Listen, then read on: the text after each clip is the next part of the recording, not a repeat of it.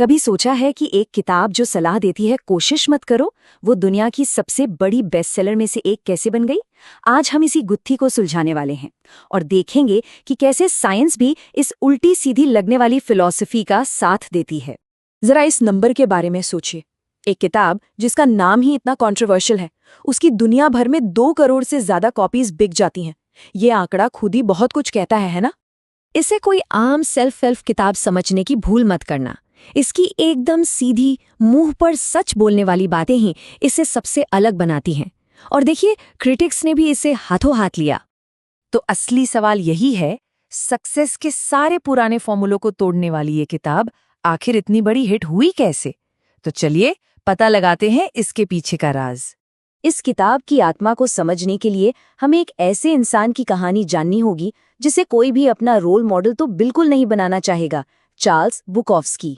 बुकोव्स्की कोई संत नहीं थे, शराबी, जुआरी, औरतों के पीछे भागने वाले, पर हाँ, एक कवि भी। लेकिन मार्क मैनसन के हिसाब से उनकी यही जो कमियां थी ना, वही उन्हें एक अनएक्सपेक्टेड सोर्स ऑफ विजडम बनाती हैं।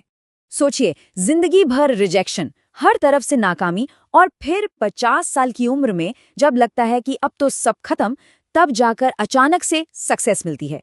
इस कहानी में एक बहुत गहरा पैराडॉक्स, एक विरोधाभास छिपा है। और इतनी सक्सेस के बाद पता है उनकी कब्र पर क्या लिखा है? सिर्फ 2 शब्द, डोंट ट्राई, यानी कोशिश मत करो। ये तो उस सीख के एकदम उल्टा है जो हम बचपन से सुनते आए हैं कि कभी हार मत मानो। तो फिर बुकोव्स्की का मतलब क्या था? और यहीं पर मैनसन एक बहुत दिलचस्प बात कहते हैं। वो कहते हैं कि बुकोव्स्की की सक्सेस जीतने की कोशिश से नहीं आई, बल्कि ये मानने से आई कि वो एक लूजर थे। उन्होंने अपनी सच्चाई को, अपनी कमियों को पूरी तरह से अपना लिया, और जानते हैं, वही उनकी आर्ट की, उनकी राइटिंग की सबसे बड़ी ताकत बन गई। और बुकोव्स्की की यही कहानी हमें सेल्फ हेल्प की दुनिया की एक बहुत बड़ी प्रॉब्लम की तरफ ले जाती है। ये जो हर वक्त पॉजिटिव रहने का एक प्रेशर होता है ना, ये उसका जाल है। मैनसन का कहना है कि जब कोई शीशे के सामने खड़े होकर बार बार खुद से कहता है मैं खुश हूं, तो असल में वो अपने दिमाग को ये बता रहा है कि वो खुश नहीं है। सोचिए, एक अमीर इंसान को ये बोलने की जरूरत नहीं पड़ती कि मैं अमीर हूं। ठीक वैसे ही जो सच में खुश है, उसे ये दोहराना नहीं पड़ता। तो एक अच्छी जिंदगी का सीक्रेट ज्यादा चीजों की परवाह करने में नहीं है, बल्कि कम और सही चीजों की परवाह करने में है। ये इस बात की कला है कि अपनी एनर्जी लगानी कहाँ है। अब यहाँ से बात और भी गहरी होती है। अब हम जिंदगी की उस सच्चाई का सामना करेंगे जिससे हम सब भागते हैं, मौत। और ये सुनकर शायद अजीब लगे, पर हम ये देखेंगे कि ये हमारे लिए फायदेमंद कैसे हो सकती है।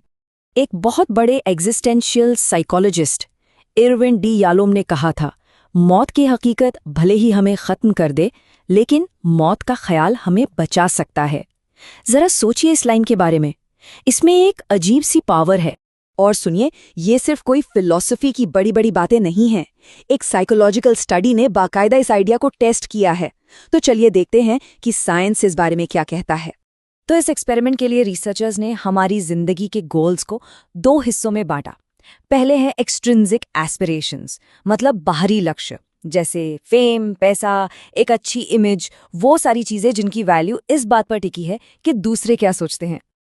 और दूसरे हैं इंट्रिंसिक एस्पिरेशंस, यानी हमारे अंदरूनी लक्ष्य। ये वो चीजें हैं जो हमें अंदर से खुशी देती हैं, जैसे खुद को एक्सेप्ट करना, अच्छे रिश्ते बनाना, अपनी कम्युनिटी के लिए कुछ करना। एक्सपेरिमेंट का डिजाइन बहुत सिंपल था। लोगों को 2 ग्रुप्स में बांटा गया। एक ग्रुप को कहा गया कि वो अपनी मौत के बारे में लिखें, जबकि दूसरे ग्रुप को ऐसा कुछ नहीं कहा गया। इसके बाद दोनों ग्रुप से पूछा गया कि वो अपनी जिंदगी में किन चीजों को ज्यादा जरूरी मानते हैं। और जो रिजल्ट्स आए वो सच में चौंकाने वाले थे। जिस ग्रुप ने अपनी मौत के बारे में सोचा था, उन्होंने कम्युनिटी में योगदान जैसी चीजों को काफी ज्यादा इंपॉर्टेंस दी। ये जो फर्क था ना, देखने में छोटा लगता है, पर इसका मतलब बहुत गहरा है। तो सीधी सी बात यह है, जब हमें अपनी मौत की याद दिलाई जाती है, तो जो फालतू की सतही चीजें होती हैं ना, वो पीछे छूट जाती हैं। फेम, इमेज, पैसा, इन सब की चमक फीकी पड़ जाती है। और जो चीजें सच में मैटर करती हैं, जैसे हमारे रिश्ते, हमारी कम्युनिटी, वो सबसे ऊपर आ जाती हैं। तो मार्क मैनसन की फिलॉसफी और ये साइंटिफिक स्टडी, ये दोनों मिलकर हमें एक अच्छी जिंदगी के बारे में आखिर क्या सिखाते हैं? दोनों एक ही तरफ इशारा करते हैं। जिंदगी की जो सबसे बड़ी और कड़वी सच्चाई है, हमारी अपनी मौत। जब हम उसका सामना करते हैं तो हमें ये साफ साफ दिखने लगता है कि असल में ज़रूरी क्या है। ये जिंदगी के सारे शोर को फिल्टर करके हमें उन चीज़ों पर फोकस करने में मदद करता है जो सच में मायने रखती हैं। और आखिर में ये सारी बातचीत हमें उसी एक सवाल पर लाकर छोड़ देती है जो मैनसन की किताब का सार है। वो कौन सी गिनी चुनी चीज़ें हैं जो सच में किसी की परवाह के लायक हैं?